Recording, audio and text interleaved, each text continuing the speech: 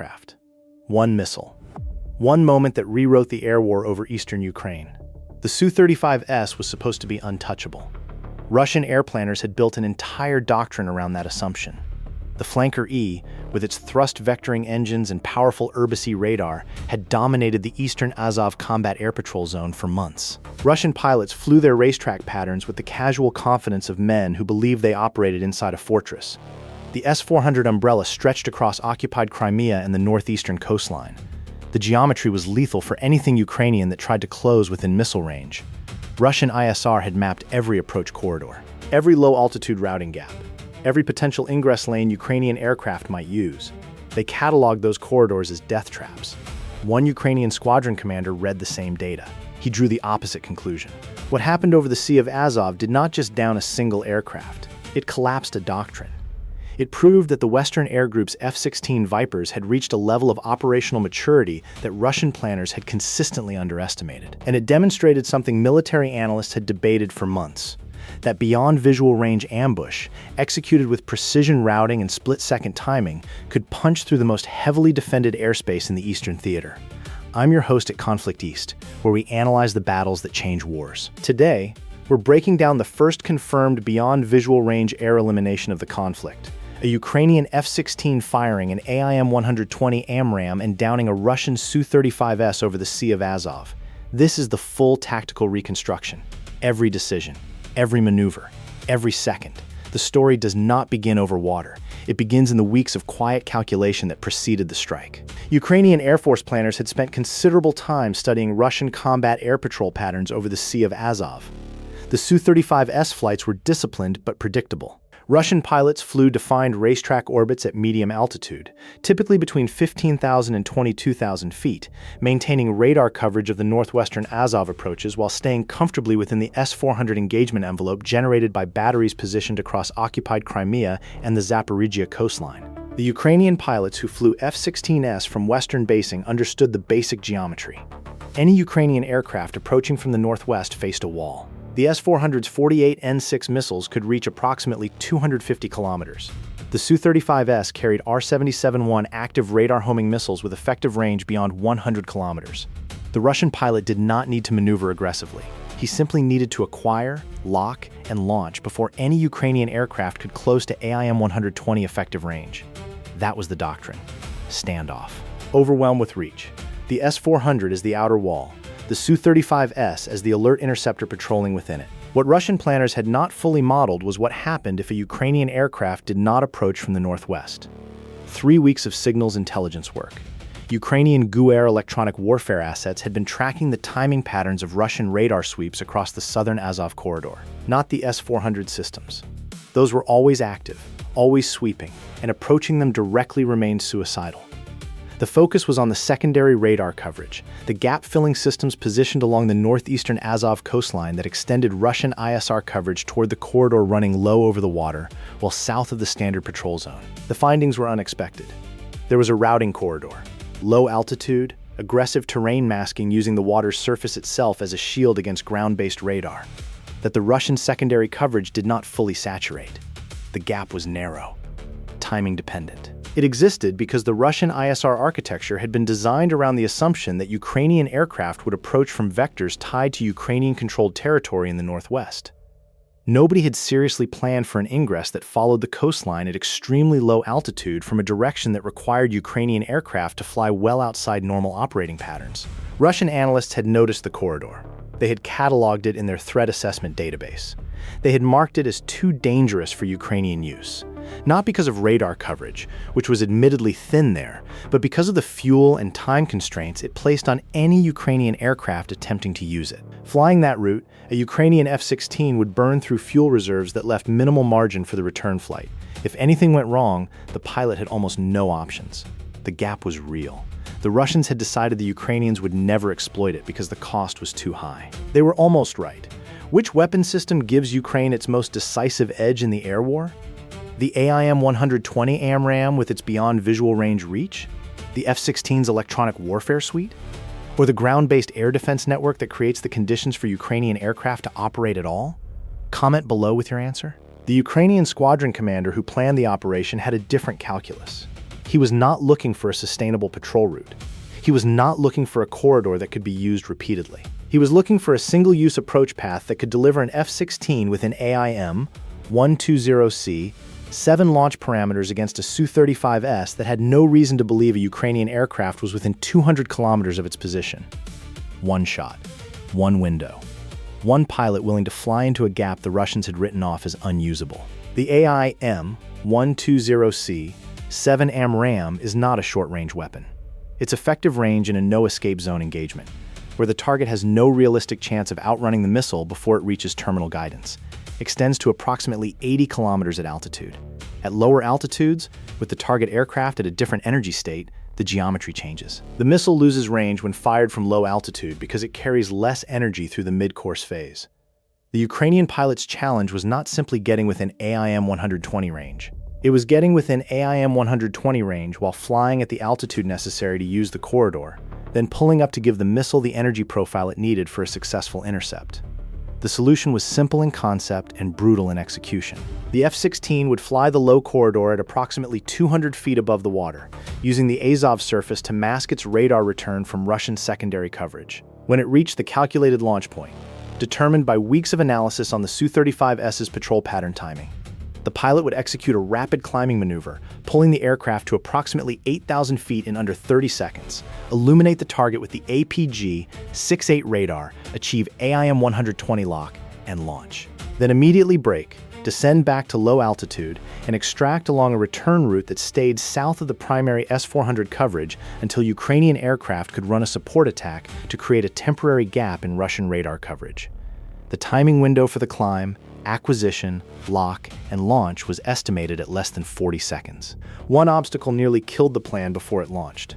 The corridor routing required the F-16 to fly low over open water at night, in conditions that left minimal margin for navigational error. During the final planning review, the wing's meteorological team flagged something the initial planning had not fully accounted for.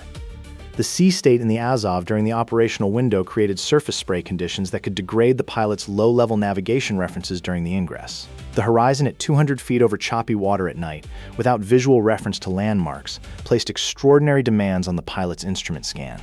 One moment of spatial disorientation at that altitude, and the aircraft hits the water. The mission commander did not cancel. He modified. The F-16 would fly slightly higher on the western portion of the ingress, 350 feet instead of 200, accepting marginally greater radar exposure risk in exchange for a more manageable instrument flying profile. The analysis suggested the additional altitude created minimal additional detection risk given the radar geometry. The pilot agreed. Stay with me, because what happens in the next 18 minutes of this operation changes the entire calculus of Russian air superiority over the Eastern Theater. The night was clear over the western approach to the Sea of Azov.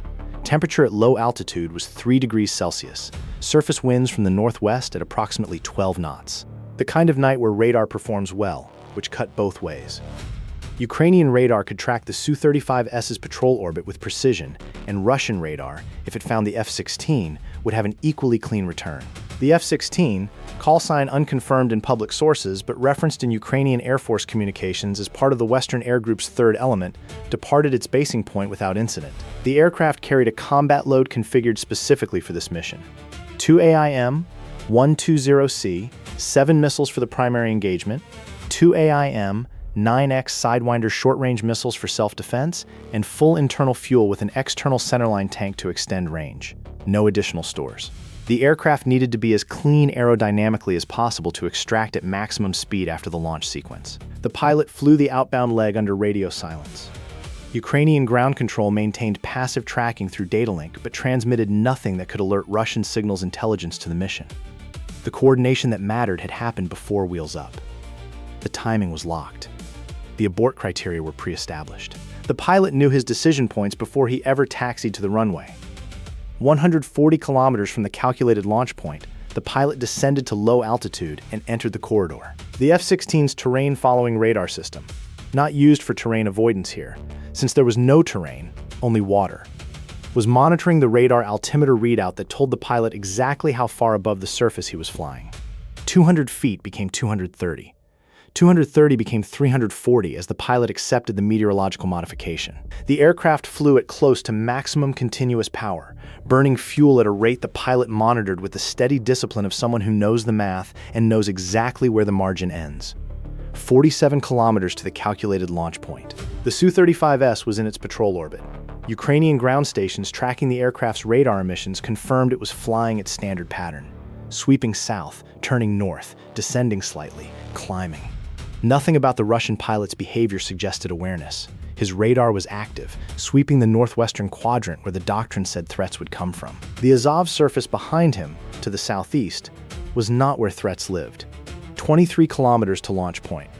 The pilot began his climb preparation.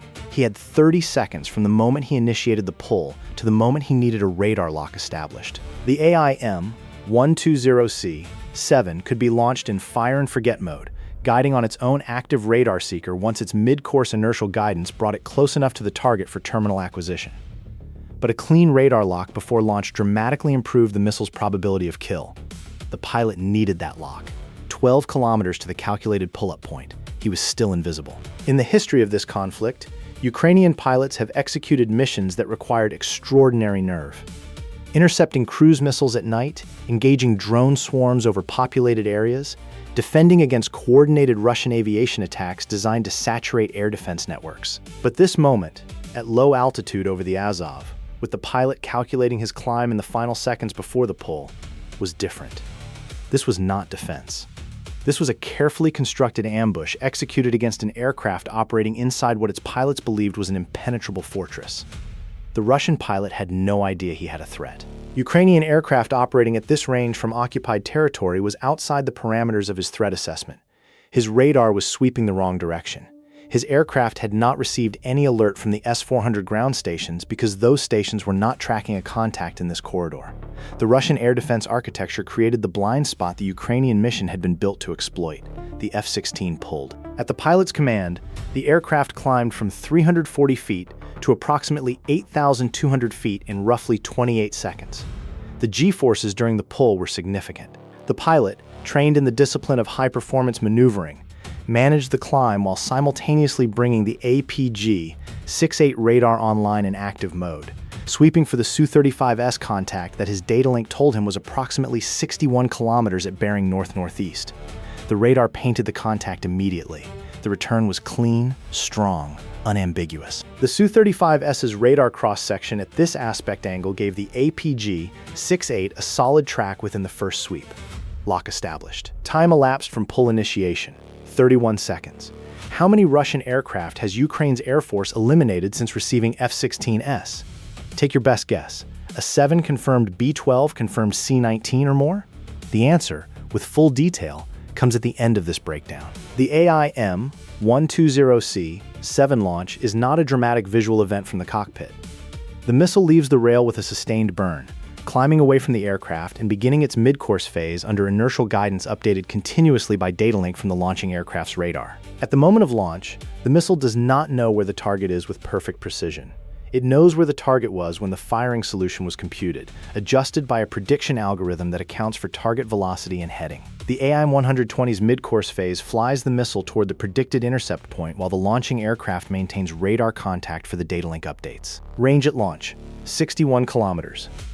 The missile's initial velocity off the rail was approximately Mach 4. It would sustain significant speed through the boost-sustained motor sequence, entering the mid-course coast phase with enough energy to complete the intercept geometry even against a maneuvering target. The Russian pilot's radar warning receiver activated within seconds of the AIM-120 going active in its terminal phase, the moment the missile's own active radar seeker began transmitting. What the warning receiver told the Su-35S pilot was that he had an active radar missile inbound. What it could not tell him, with any precision, was the missile's range. The system provided bearing and approximate threat type. It did not provide a countdown. At the moment of warning, the Russian pilot had options. The Su-35S is a capable aircraft.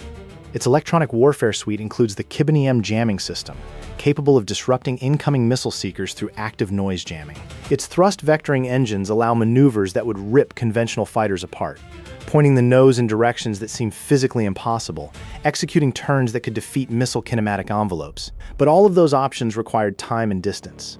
The AIM-120 had been in flight for a substantial portion of its journey before the Su-35S pilot received any warning. The missile's closing velocity relative to the target aircraft, which was flying toward the northwest, away from the missile's initial launch bearing, created a geometry where the Russian pilot had perhaps 15 to 20 seconds from warning activation to impact. Subscribe to Conflict East if you want to understand how modern warfare actually works, because what happened in the next 15 seconds over the Azov was a masterclass in why doctrine and geometry matter more than individual aircraft capability. The Russian pilot reacted with the reflexes of an experienced aviator.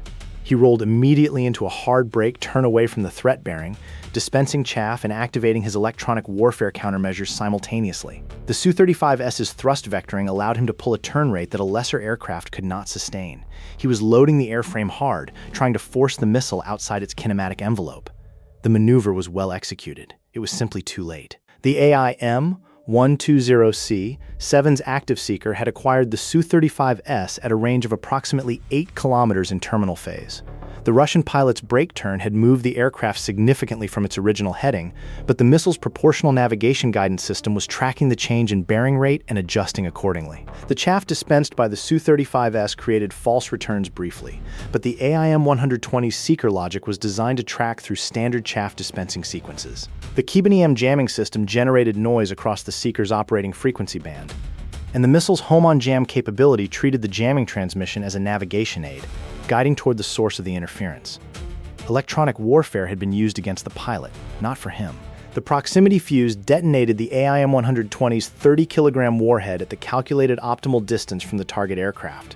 The fragmenting warhead projected a lethal cone of high-velocity fragments across the probability zone of the target. At the detonation range achieved in this engagement, the fragment pattern intersected the Su-35S's left engine nacelle and the port wing root section. The aircraft did not explode. Russian state media would later claim it returned safely, a claim that satellite imagery analysis and OSINT investigations contradicted within days through thermal signatures and debris analysis consistent with aircraft wreckage in the Azov. Ukrainian General Staff reports assessed the Su-35S as destroyed. Combat footage from UAV coverage of the area captured what analysts assessed as an aircraft in uncontrolled descent immediately following the warhead detonation. What would NATO have done differently if faced with the same airspace denial challenge? Could a different alliance have constructed this ambush with conventional doctrine? Or does this engagement show that Ukraine's specific constraints, limited aircraft, no safe basing near the front, asymmetric intelligence capability, actually produced a more innovative solution than a conventional air force would have attempted? Comment your analysis below. The F-16 pilot did not wait to observe the impact. The moment the missile left the rail, he executed his extraction plan. After launch, the aircraft broke hard to the south, descending back toward low altitude. The pilot managed his radar carefully. The active radar transmission during acquisition and launch had lasted approximately 9 seconds total. Ukrainian ground control's electronic warfare support had coordinated a brief suppression window from a different direction to create noise in the Russian monitoring environment during that critical period. The pilot flew his return routing. He landed with adequate fuel margins and a healthy aircraft. The Ukrainian Air Force confirmed the mission was conducted. The Su-35S did not return to its patrol orbit. Russian aviation activity over the western Azov dropped sharply in the operational hours following the engagement. Ukrainian signals intelligence noted that Russian air operations in the corridor shifted their patrol patterns. New orbits, greater distances from the southern Azov, heightened radar alerting posture. The doctrine had shifted in a single engagement. Here's what this engagement actually means, because the tactical specifics point towards something larger. Russian air doctrine over the eastern Azov had been built on a fundamental assumption. Ukrainian aircraft were deterred from approaching the patrol zone by the combined reach of S-400 ground-based systems and the Su-35S's own R-77-1 missiles. The geometry made a Ukrainian approach from standard vectors essentially suicidal. That calculation was correct for standard approaches. What Russian planners had not adequately modeled was what happens when the opponent refuses to use standard approaches. The corridor exploit was not a technology breakthrough. Ukraine did not acquire a new sensor, a new missile, or a new aircraft that changed the physics of the engagement. The AIM-120-7 and the F-16 were both present in Ukrainian service before this mission. What changed was the willingness to construct an operation that accepted extreme constraints. A narrow timing window, a corridor that offered almost no margin for error, a climb maneuver that exposed the aircraft for under 40 seconds, in exchange for a launch position that Russian doctrine had not planned for. This is what Conflict East has been tracking throughout this conflict. Ukraine does not simply use the weapons its partners provide. Ukraine finds ways to employ those weapons that the weapons' original designers never anticipated and that opposing doctrine never prepared for. The obstacle was not the S-400. The obstacle was the geometry. And the Ukrainian mission planning team solved the geometry problem not by confronting the S-400 directly, but by routing around it. There is a lesson in that for every Air Force studying this conflict. Layered air defense architecture creates zones of assumed invulnerability. That assumption is the vulnerability. The spaces between coverage layers, the timing gaps in patrol patterns, the approach corridors that analysis marks as too difficult for a rational opponent to exploit. Those are the spaces where innovative adversaries build their ambushes. The Su-35S crews flying Azov patrols were not bad pilots. The Russian air defense architecture was not poorly constructed. The failure was doctrinal. Russian planners assessed the costs of the Southern Corridor approach and concluded those costs were prohibitive. They were correct that the costs were high. They were wrong that those costs were prohibitive. One Ukrainian pilot flying one carefully planned mission demonstrated the difference between high cost and prohibitive cost. If you believe tactics win wars, type Conflict East in the comments. Because what was demonstrated over the Azov is not simply a tactical success. It is a proof of concept for how constrained air forces can defeat layered air defense through routing creativity and timing precision rather than through numerical superiority or direct suppression. Now to the answer for the technical quiz from earlier in this breakdown. The question was, how many Russian aircraft has Ukraine's Air Force eliminated since receiving F-16s? The answer that OSINT Analysis and Ukrainian General Staff reports support, with the caveat that confirmation is difficult to achieve in active conflict and some claims remain disputed, is in the range of 7 to 12 confirmed aerial engagements attributed to Ukrainian F-16 operations, with this Azov engagement representing the first publicly confirmed beyond visual range intercept resulting in a verified shootdown. The number continues to grow as Ukrainian pilots gain operational experience with the platform's full sensor-to-shooter integration. Each engagement adds to the institutional knowledge that makes the next engagement more effective. 3 questions this engagement raises for serious analysts. Was the decision to fly a single F-16 on this mission the right tactical choice? A 2-ship formation would have provided mutual support, additional missile capacity, and a backup if the primary aircraft encountered a problem on ingress. But a 2-ship also doubled the radar signature and doubled the probability of detection during the corridor transit. The mission commander chose single ship. Was the reduced survivability margin worth the reduced detection risk? Debate that in the comments. Could Russian forces have prevented this outcome with different doctrine? The S-400 architecture and the Su-35S patrol pattern were both sound from a conventional air defense perspective. The failure was in the ISR coverage of the Southern Corridor and in the assumption that the corridor costs were prohibitive. Could better coverage of that approach vector, additional radar assets, modified patrol geometry that covered the Southern Azov more aggressively, have closed the gap? Almost certainly yes. The question is whether Russian air defense planners will implement those changes before the next Ukrainian mission attempts the same or a similar approach. And the question that should keep Russian air defense commanders awake: if Ukrainian planners identified and exploited this one gap, how many other gaps have been identified and are being held in reserve for future use? This is the nature of what Conflict East tracks. Not just the engagements that happened, the doctrine they reveal, the gaps they expose, the future operations they make possible. Subscribe to Conflict East, because we break down the battles that textbooks will study for decades. The Sea of Azov is quiet now.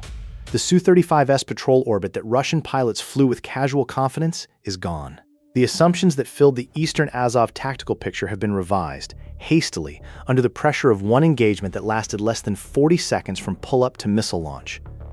The wreckage of a Flanker-E lies somewhere on the seabed. A reminder that modern air warfare punishes doctrinal assumptions without mercy. Stay vigilant. Real tactics. Real consequences. Conflict East.